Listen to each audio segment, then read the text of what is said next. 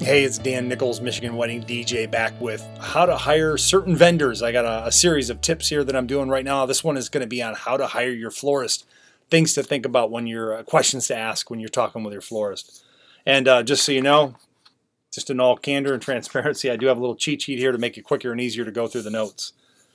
The first thing is you'd want to know is what other services they offer. I know I see it all the time. I'm amazed somebody will say, "Oh, I'm the florist," and I watch them walk in and they're putting linens on the tables, or not the tables necessarily, but on the chairs. They're doing the big like pillars and and of course flowers, and I mean, so a lot of them do lots of things. A lot of them even offer bridal planning services. So keep that in mind. Just ask them what they do. Ask them how long they've been doing weddings. Just because you supply flowers, you could just be somebody that decided you were going to get into the wedding business of doing flowers, and you just started. So you want to know how long they've been doing them. And I would certainly, as I would with every other vendor and venue, I would definitely go for, check out their online reviews. I just think that's the greatest thing to happen to the business. It really weeded all the lousy services out pretty quickly. And, I've heard people tell me, oh, reviews don't matter. Yeah, they do. Yeah, they do. I've probably got 300, and I know I have 65 of them on Wedding Wire right now. And I can assure you that it'd be virtually impossible to make up 65 different names, and they all have a similar theme too, you'll find. And I would look for the same with your florists as well. Any of your pros, look for that theme about that person. Ask to see a photo album of the work that they've done at weddings. This will allow you a chance to see if you and the florist have similar tastes and or their ability artistically to do what it is you want. Number 4, ask them what they'll want from you as a client. And that's important because some want more feedback and some just want basic input and the license to work their magic come the day of your event. It's true. I mean, I have some brides that'll tell me even as a DJ, hey, here's some songs that we know we want. And then I'll have some like, hey man, just do your thing, do your thing. So everybody, different vendors are going to want to work differently with you. Number 5, I would ask, certainly with a florist. I know me as a DJ, I don't care so much about it, but have they done events at your venue yet? Venues will present different challenges to florists as far as design and layout, and sometimes as a DJ, I've seen them scramble to create the illusion of more stuff because maybe the bride didn't know, or they hadn't been out to the site yet and they weren't really sure how much they were going to need.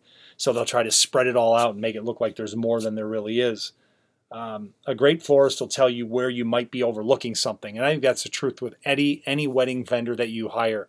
I think a real pro is going to tell you, look, I really love you that you've got these opinions and ideas, but here's one that I think that's not a good idea at all. I just don't think it's going to work.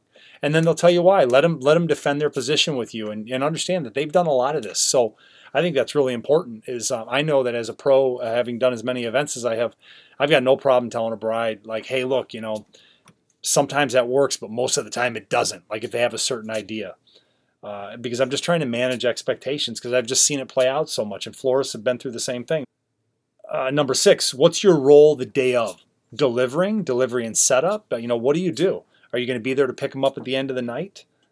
Number 7, as for pricing, I would share with them what you're after as far as look and quantity and the level of service, and then get a price. And I'm just a big believer in that, and not giving people what your budget is, because look, if you tell them I've got 150 guests and we're going to have our event at the Townsend Hotel, or we're going to have it out at Addison Oaks or the Dearborn Inn, wherever it is, they've got an idea in their head, how big that is. And then when you go in and you work with them, what, centerpieces and things like that, let them give you a price.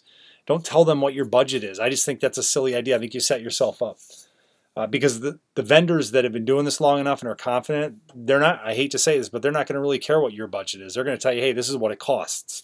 Because there's enough demand for them and what they do as professionals that your budget to them doesn't matter. Kind of. You know what I'm saying? I'm trying to be easy on that and not trying to sound so cold. But, if somebody tells me, hey, I got a $500 budget for my flowers at my wedding, it's probably going to be pretty tough, to make that happen. So consider that your budget isn't necessarily, if somebody's a real pro, it's not that relevant to them. Number 8, many venues have rules they stick to as it relates to working with wedding and event vendors. Sometimes you may want something the venue may or may not allow for. And who deals with that issue? You or the florist. And I see this. I've seen it before where a wedding venue will say, whoa, you guys can't set those up right there. Well, the bride wanted me to. Yeah, but we don't allow that because maybe there's waiter and wait staff traffic that goes through that area or whatever. So you want to make sure you cover that stuff. Kind of have a floor plan. Number 9, who is responsible for return of any of the florist's property? I see this too at the end of the night. People are saying, hey, where does this go? That goes back to the florist. Oh, who's taking it? Oh, we're just going to leave it here at the facility. Florist is coming tomorrow morning to pick it up. Okay, as long as everybody knows what's going on. So those are some tips on what to ask your florist, what to talk to your florist about.